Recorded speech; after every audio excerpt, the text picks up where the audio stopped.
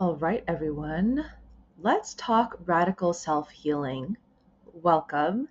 And I hope you're here because you have a sense that our power has been taken away when it comes to healthcare, whether that be in mental or physical health.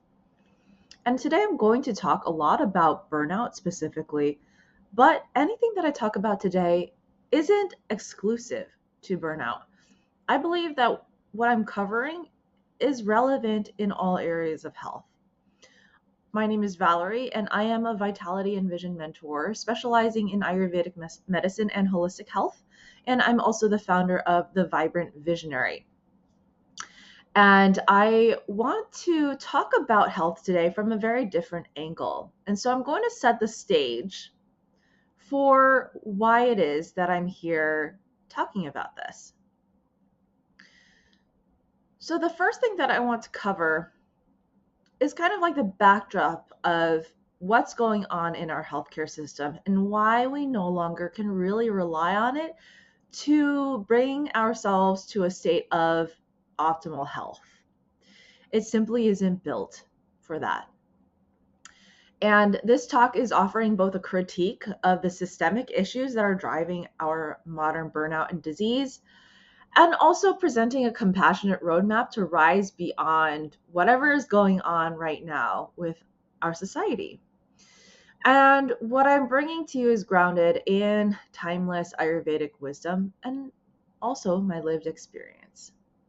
And I do also want to mention that it's about deconstructing some of the uh, constructs that we have about what healthcare should be. All right. So, the first thing that I want to mention in terms of the backdrop is that collective systems of care are becoming more impersonal and inaccessible. So, who here has experienced going to a doctor and having maybe like 2 minutes tops with them? Right? We talk to a nurse about roughly what's going on, and they relay it to the doctor who comes in and kind of confirms or doesn't confirm. And we don't get many explanations for what's going on. And also, that visit, even in it of itself, tends to be really, really expensive for most people. And it's become kind of ridiculous that our healthcare system has reduced us to waiting times numbers and just really no human interaction.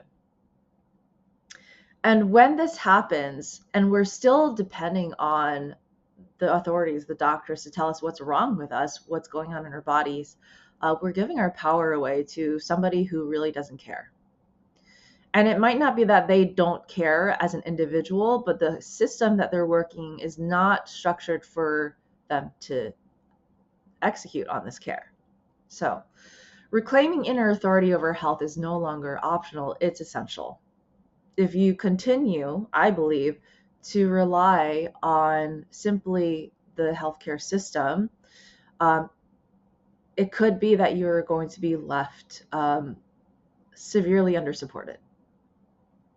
Another problem that we are facing today is that we are overdiagnosed, overprescribed, and undersupported when it comes to mental health specifically, but I could probably make a argument for other physical disorders as well.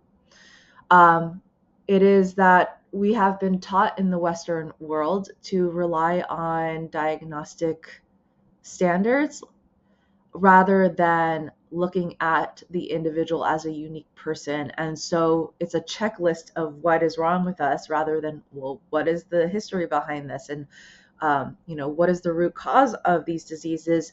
We tend to just diagnose and then give whatever prescription is that fits that diagnosis, regardless of what the individual's constitution is. So there needs to be more support, obviously. There needs to be more supportive systems in place to help a person restore their ecosystem to be one that's healing and conducive to real recovery. So I'm speaking today also on environment, your social support, who's around you, what type of environment are you surrounded by? Is it one that's chaotic or is it one that's peaceful, right? Those things really, really matter when it comes to health. And so radical self-healing isn't about simply taking your power back as one person and doing everything that you can to do your self-care and like shut yourself out from the world. It's not about that. And at this rate, as an Ayurvedic practitioner working and in network with other holistic practitioners, we have found that that's actually ineffective as well. Because there's only so much we can do as one person. There's only so much yoga we can go to and, uh, you know, hot baths we can take. If our overall ecosystem is still in chaos, if we haven't really gone to the root of what's going on, we will continue to be sick. And so radical self-healing is about remembering our interdependence, how the health of one is tied to the health of all, and how we can, from a collective standpoint, start to heal ourselves.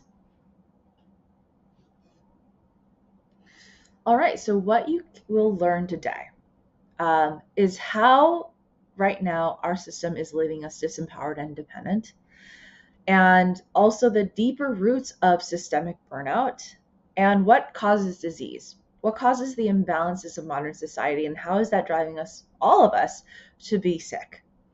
And you will also be learning a little bit of Ayurvedic wisdom, along with an integrative framework that is something that I have come up with for breaking out of burnout and reclaiming vibrant health. So stick around until the end. If this resonates with you, I'm going to invite you to a free consultation with me, and where we can really look at your individual situation. So stay around for that. And I do want to say that this presentation is not necessarily for everyone. This is for a person who truly wants to heal themselves and understand what is going on from a very root cause perspective. And not only that, but anyone who's exhausted by hustle culture, who's suffering chronic stress, decision fatigue, and poor sleep. Like, I have come across so many people who just have so much trouble sleeping these days, and they have no idea why. They're doing so much work, putting in the time, the money to heal their insomnia, and it's just not working. And oftentimes there's this sense of like, well, there's nothing else that we can do, but there is. So I will go over that. This is also for healers and educators who are seeking an approach to burnout with practical tools, Ayurvedic tools, or holistic tools in general. Anyone is seeking sustainable energy and clarity through a balanced nervous system. This is actually really, really key in what I'm going to be talking about today, and unfortunately can be quite elusive in terms of how to restore the nervous system. And then also those who are ready to stop outsourcing their well-being and ready to reclaim their inner authority through rhythm, environment, and nature-based practices. So I'm speaking to people who are looking for a holistic approach. All right, so who am I? Again, my name is Valerie. I am the founder of The Vibrant Visionary, and my personal mission is to empower individuals to reclaim not only their health, but their joy and their unique potential. I started off many, many years ago, actually, as a dancer and creative movement artist, and eventually through my own mental health journey found Ayurveda and became a clinical Ayurvedic practitioner, specializing in mental health, autoimmune, and burnout. And I've always wanted to be in the counseling coaching position. And it wasn't until I found Ayurveda that I found a path that I wanted to take with it. Again, because I have studied psychological services also in the Western perspective, I found that I really don't align with the way that we are diagnosed in the mental health realm there. So I'm going to be giving some really, really radical alternative perspectives today, and I hope that you will stay open-minded with me as I go through and then come to your own conclusion when we close off this talk. So the reason why this is so important to me is because this relates to my personal story of how I recovered from my own mental health struggles and specifically burnout. And yeah, I wanted to have a place to have a conversation about some of the roadblocks I met along the way as I was trying to find a path to heal. Um, Again, I noticed that in undergrad, counseling approaches accounted very poorly for cultural context when it came to therapy and applied psychology. And as an Asian American, not everything that I was learning felt relevant. And I thought, well, there must be a more universal way to look at this. And in fact, there was. And so when I did start to learn a more holistic route, I realized we put so much pressure on the individual to deal with relational and systemic issues, right? A lot of the mood disorders that we are facing these days in en masse, like anxiety, depression, ADHD, a lot of these have to do with the system that we are living in. So, as I was going through grad school and a lot of different changes in my early adult life, I found myself sinking deeper and deeper into depression and also severe social anxiety. And how did I know that? Well, I started off in my early 20s being quite functional. And by my late 20s, early 30s, showing up to like a professional networking event, I would be so nervous or so distraught that I would burst into tears before even entering a venue. And there were days where I couldn't get out of bed.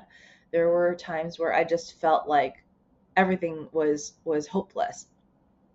And there was a loss of energy that lasted for years and years, along with accompanying autoimmune symptoms. And it showed up not only in myself, my body, and my mind, but also in my environment, my relationships, where I used to be really capable of sustaining friendships, of showing up for myself and others. And it came to a place where I felt so alone and isolated, and my self esteem had plummeted.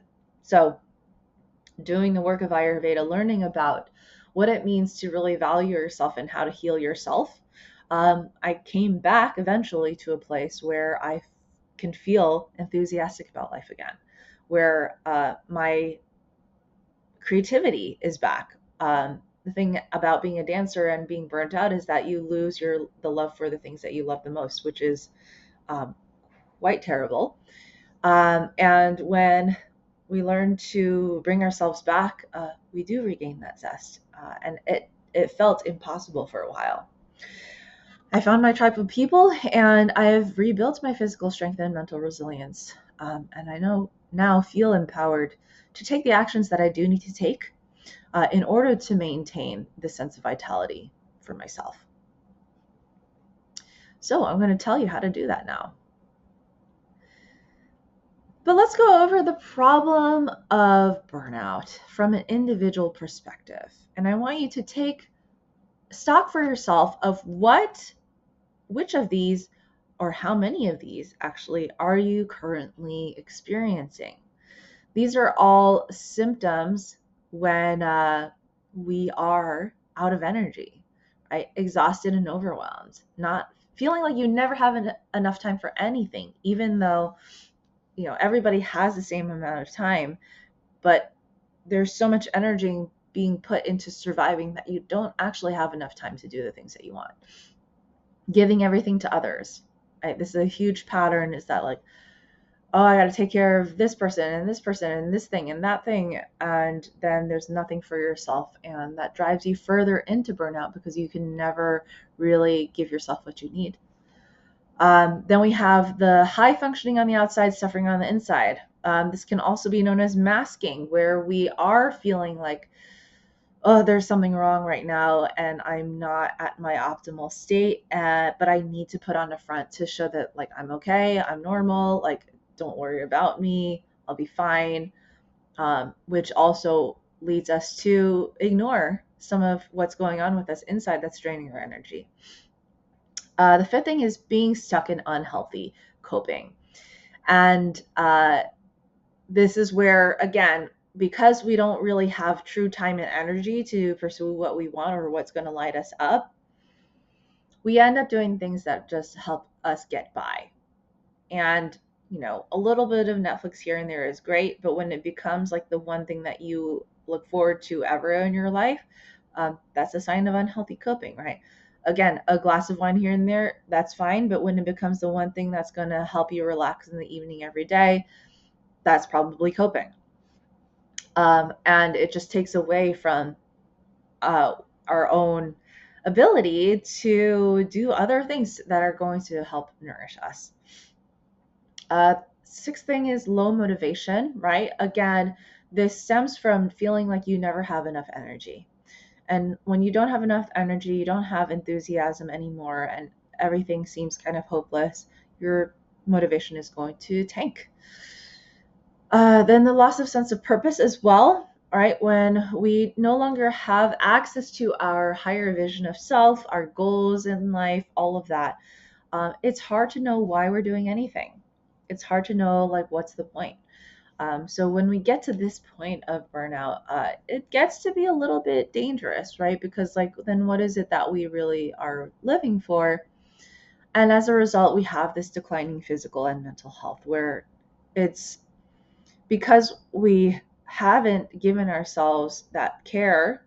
And when, clearly our systems around us are not giving us that care, we experience this declining physical and mental health, which eventually leads to chronic and acute diseases.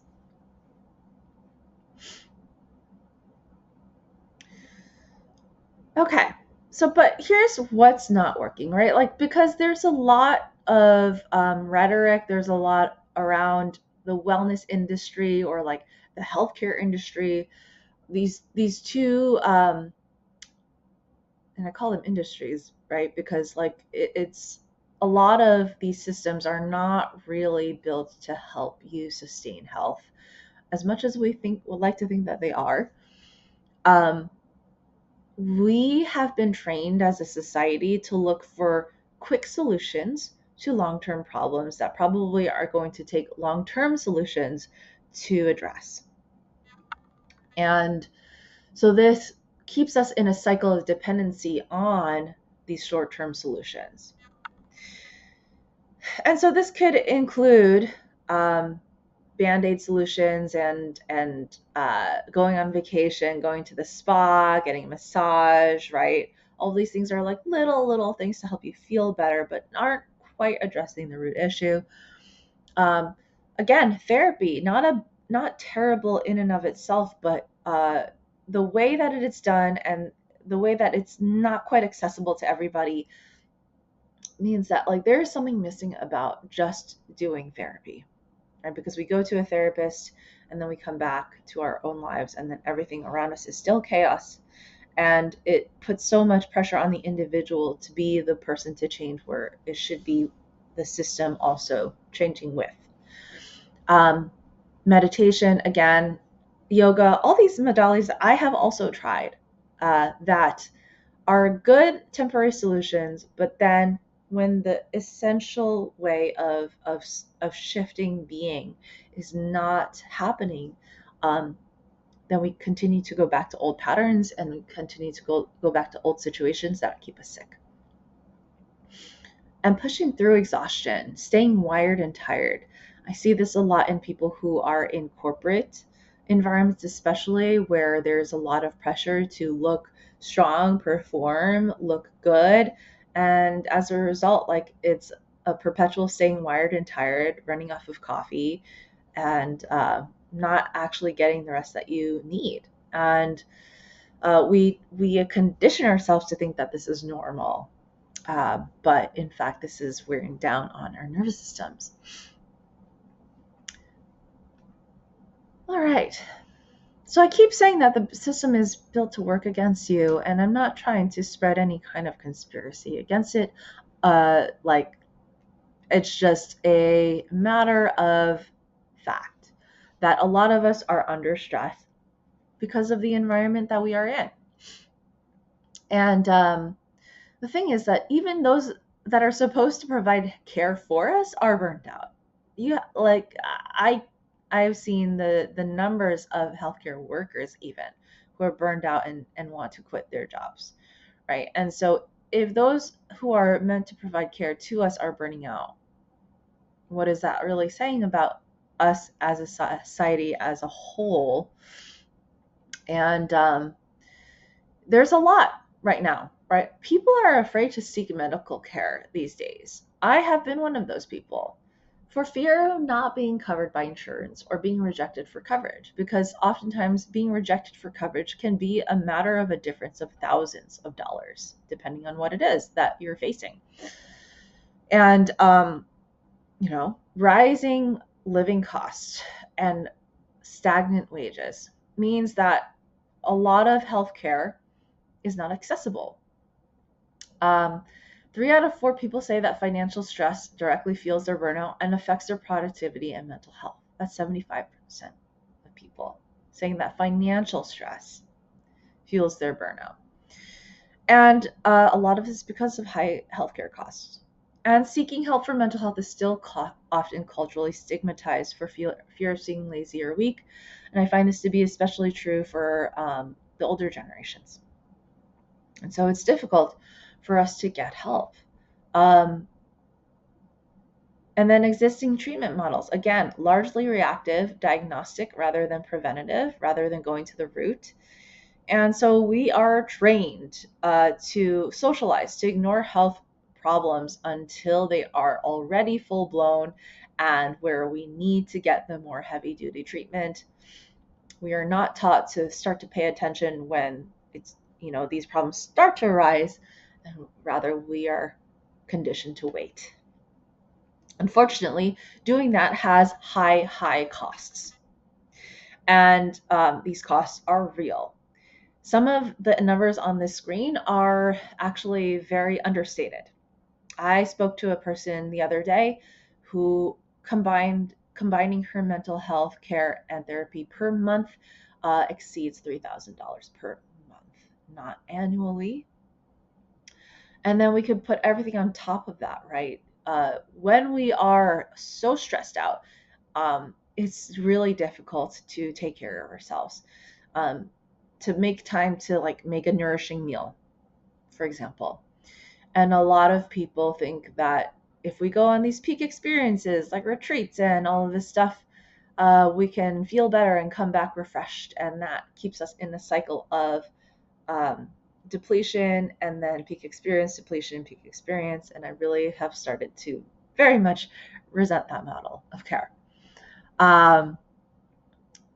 And then, so there's just so much here. People think like they could just supplement themselves out of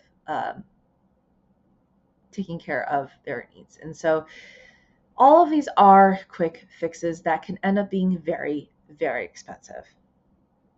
So if we continue to do this, we are spinning our wheels at ground zero because these solutions keep us dependent on consumption. So how do we come to a more sustainable model, right? How is it that we can unstick ourselves? Because ultimately, staying stuck has a cost. It has real costs beyond money, right? Mood swings become mood disorders, brain fog, chronic fatigue, right? They become problems where it becomes hormonal and becomes a lot harder to address. It affects our professional performance, our personal relationships, and eventually it definitely does affect our health. Chronic inflammation, weight creep. Chronic inflammation can manifest in many forms: autoimmune disease, diabetes, right? Weight creep, heart disease. There are so many different ways that, unfortunately, not taking care of ourselves can lead to disease. And this disconnection from joy and purpose. All right. So real healing is possible, and I'm here to talk about how. So let's define the conditions that I see that are necessary for radical self-healing, and then we are going to go into a paradigm for how step by step we can recover our power. So in order for radical self-healing to occur, we need to reclaim our sovereignty, meaning that we are agents in our own lives when it comes to our health, that we can take action according to what we know that we need in order to get better. Radical self-healing requires understanding our own context, right? Our own personal histories, our cultural backgrounds, our environment, and how it's affecting us. Real healing also requires systemic decolonization. What do I mean by that? Right? So decolonization means that we take the power dynamics out of healing and healthcare, not relying on authorities solely to make ourselves better. Like, yes, we should rely on the expertise of healthcare professionals and all of that. But when we are like, we're going to give all our power to the healthcare system, then we are truly throwing out our ability to heal. And so having our own base of knowledge, having awareness of our body and what's going on with it, and playing a part in taking action is part of this decolonization. But again, this decolonization part and the taking our healthcare away from the power of the system also relies on the systemic change. And of course, no one person can do that. So I'm going to touch upon that later. And then a return to some indigenous medicine and understanding of the environment in which we come and how universal principles, if we all can endeavor to understand those, gives us all a little bit more power. Okay. So I have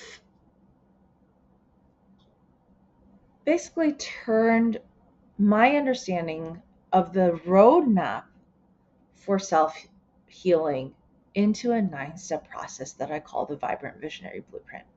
This is the result of years of studying of not only Ayurveda, but also behavioral science and leadership and community building.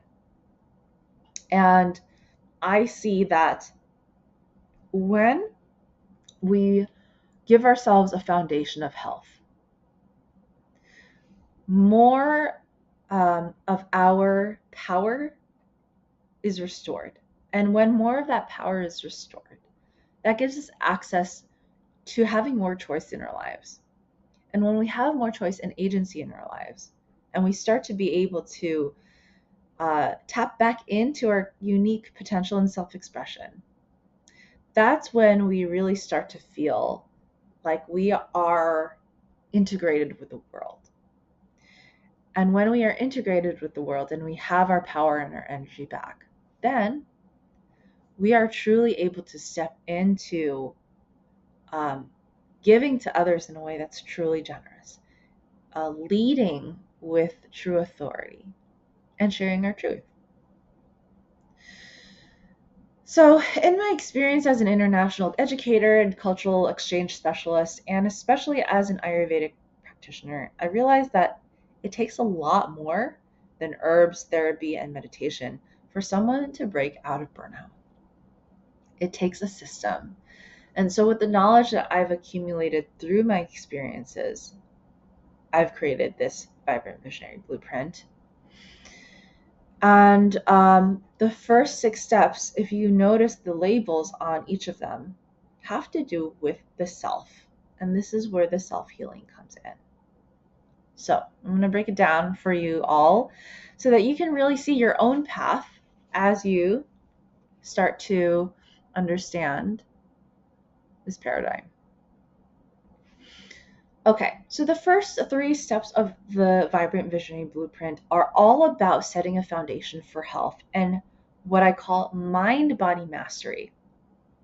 Because in Ayurveda, we understand that health is the foundation for everything. The reason for being healthy is not necessarily just to ward off disease. The reason for being healthy is to be able to heal yourself and maintain your strength so that you can do what it is that you're meant to do in your lifetime, right? You can do the things that you enjoy that really spark joy for you. So, the first part, self empowerment, is about restoring this state of homeostasis. It's about building foundational health through daily rhythms, getting a hold of your sleep patterns, maintaining a healthy diet, all the things that we think about when it comes to wellness and health. And eventually, when we have this healthy foundation, then we can stabilize our energy. Now, stabilizing our energy takes more than just eating the right things. It also has to do with this next step, which I call self-love. And within self-love, I'm talking about vitality and resilience and the ability to withstand stress and challenges. And how we restore resilience is in deep nourishment. It's in reinforcement of your container. And it's the reinforcement of your environment and your systems. But self-love, of course, starts with self, right? And so it is recognizing like that you are worthy of deep care. You are worthy of this attention. And so self-empowerment and self-love combined will create a foundation not only for health, but how to maintain it. And then the final part of the mind-body mastery section is this idea of self-awareness. And what I'm talking about here are habits, right? Because habits are our automatic behaviors. Habits are the things that we operate upon based off of our operating system, which includes our beliefs about ourselves. And the thing is, we can start to shift our beliefs by shifting our habits. We can start to reform who it is that we think that we are by changing our behavior. And it's those little things, right? Like if we do just a little bit of slow breathing in the morning before we wake up every single day to regulate our nervous system, it sends signals to our brain that this is the norm again. And so as we do that, then our brain starts to come to expect that stability. And so as we do that, we're building off of powerful practices for personal growth that open up the possibility for new opportunities. So if we were to look at the first 3 parts of the blueprint, mind, body, mastery, this sets our foundation, right? The foundation for something more. And so that something more is what I call authentic alignment. And it's the next 3 parts of the radical self-healing that I'm talking about today. Because healing doesn't just come with making sure that our body is stable, our mind is stable. Healing comes from really coming back to who we truly are. And this doesn't become accessible until we have that foundation of health. But once your foundation is strong, we go deeper and we start to explore your inner landscape. Your inner landscape includes your values, your voice, your truth, and your experiences. And this is where we uncover the real you and what's underneath societal programming, the people pleasing, and the performance. And this is where you'll learn how to say yes to what truly serves you and no to what drains you. And by doing that, by building that muscle, you start to really welcome in things in your life that you desire on a deeper level. And in authentic alignment, our goal is to rebuild confidence through clarity, commitment, and aligned action. So within authentic alignment, we have the first step here, self-discovery. This is uncovering your true self. I call it true you. And a lot of people, when they start working with me, they tell me that I don't feel like myself when I go to work. I feel like I can't be myself. I feel like I can't show myself to the world. And this is where we start to work on that, right? We really want to own our stories, our unique paths in life, because everybody has one. And we've been taught that it's not okay to show that to the world, and that is not a valuable part of who we are, when in fact, our abilities to own our own stories and our unique experiences is actually what heals us and each other. The second part of this is self-discipline, right? When we have the clarity of who we are and we start to see what it is that we truly want in our lives, the likelihood is that we have never actually given ourselves the permission to dream that big before.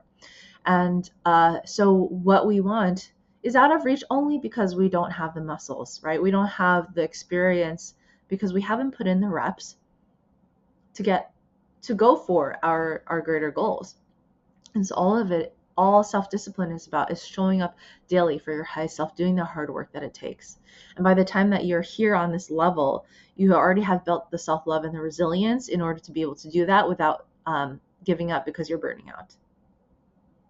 And finally, the last part of the authentic alignment is your creative self-expression, because everybody has a creative, unique voice, a different way that they are here to express in the world, and we are here to celebrate that.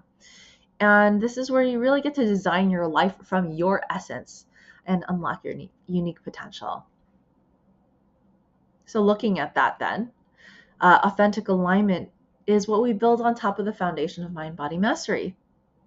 And when you finally do get to the point where you are tapping into creativity and you really feel like you are showing up in the world in a way that you are accepted by yourself and others, think of what that gives you in terms of what you can start to bring to the world. So after that, we step into what I call visionary potential. When you've done the inner work and when your body is regulated and your values are clear, something beautiful happens because you stop chasing and you start leading. And this final phase, the visionary potential phase, is where your gifts, your purpose, and your leadership really come alive. And where you create your soul-aligned impact and your legacy, right? Not from burnout or hustle or because you feel like you need to achieve for the sake of achieving, but from wholeness. You're giving from a cup overflowing because you finally have the energy and clarity to contribute at the level that you were born for. But I want to emphasize that you can't just skip the first two foundational levels to get here, which is what I find a lot of people try to do. This kind of leadership is not built from overextension and giving or sacrificing yourself, right? It is built on your alignment. And so the first aspect of this is building off of that creative self-expression and true you that we talked about in the previous stage. This is integration. It's flow state. It's when your life is aligning with ease, purpose, and abundance. And so everything is flowing through, right? Abundance of resources, time, money, all of it, because you are doing what you were meant to be doing in the world, and the world is reciprocating by giving you back that energy. There's a give and take that is very, very natural in flow state. And from there, you start to become the leader of a community. You have the ability to hold space for others in a way and thrive in authentic relationships because of your flow, because you are that strong pillar, because you are giving back to the world and the world is giving back to you in a way where it really feels like you are held. Well, then you can start to hold that for others, right? And finally, when that happens, then naturally you become this visionary leader. You become the person that's able to have soul-led impact and legacy.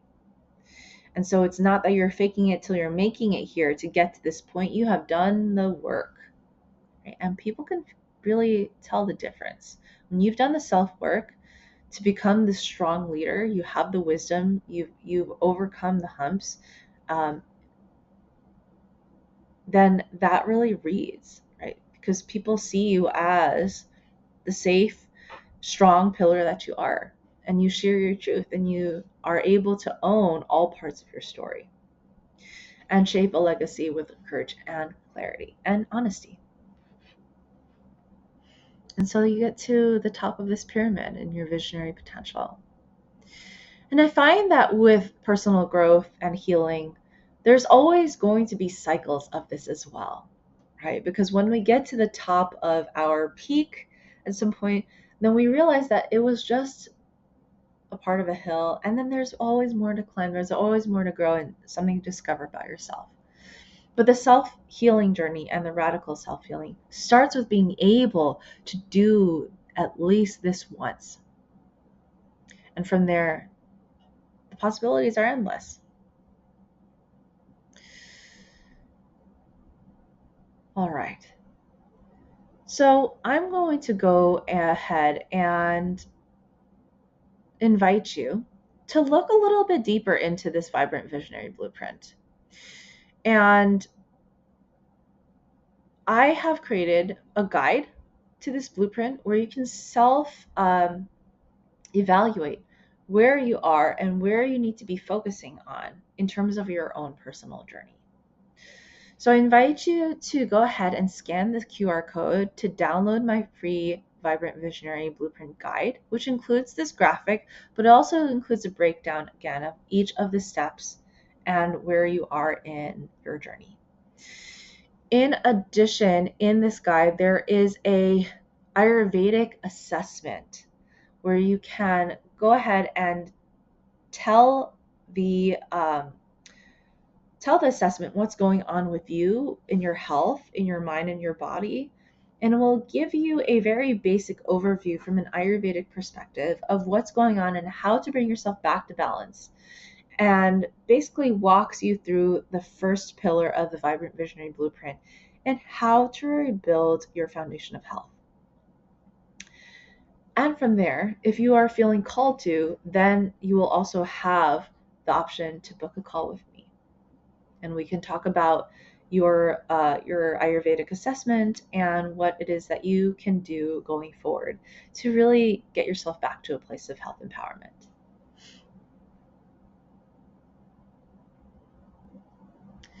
And I can't leave you without telling you about how it is that I work with people with this Vibrant Visionary Blueprint.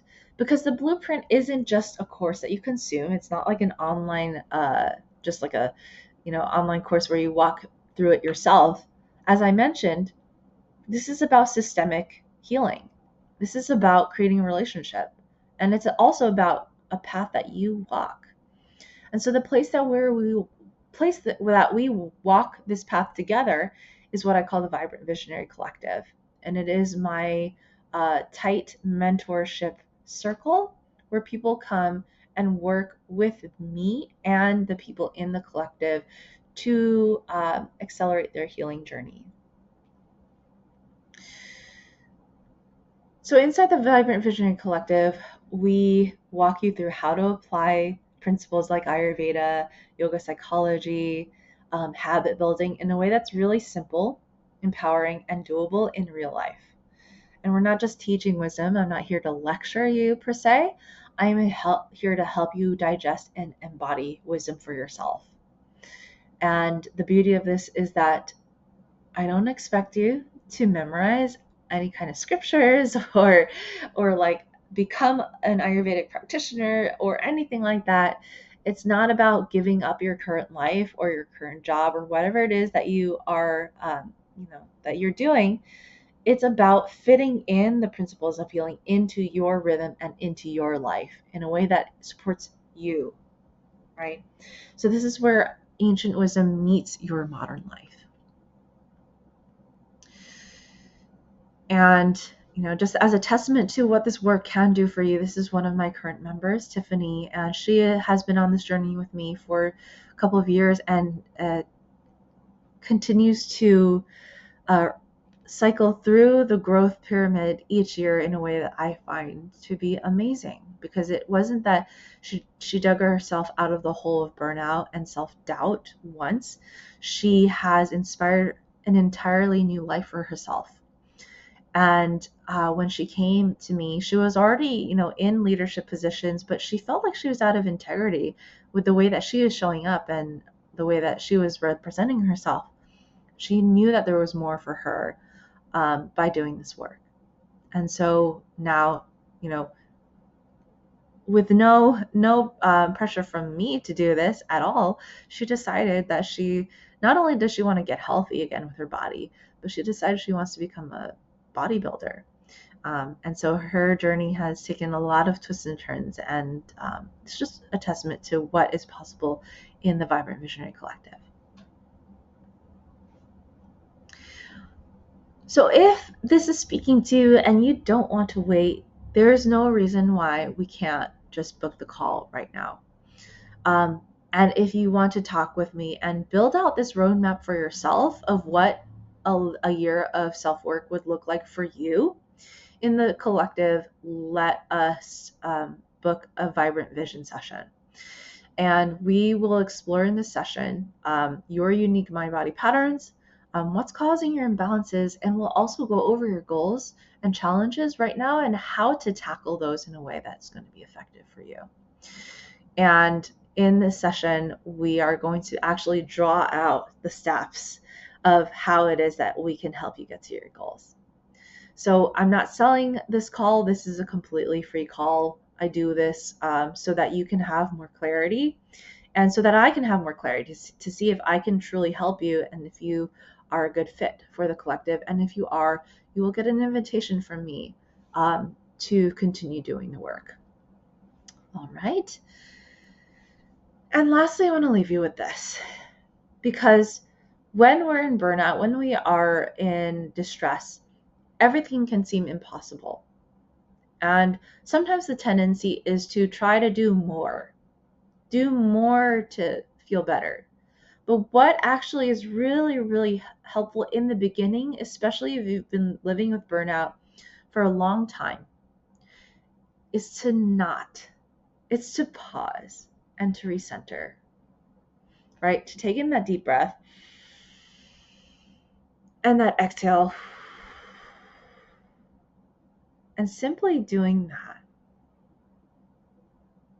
above all else for a couple of moments in your day to recenter yourself is really, really key. To take some moments to enjoy something simple, to look outside at the trees, or to breathe, to listen to music that you love, to sit in silence, and to help your nervous system get back to a place where you're not grasping at solutions, and that you're not making decisions out of rash desperation.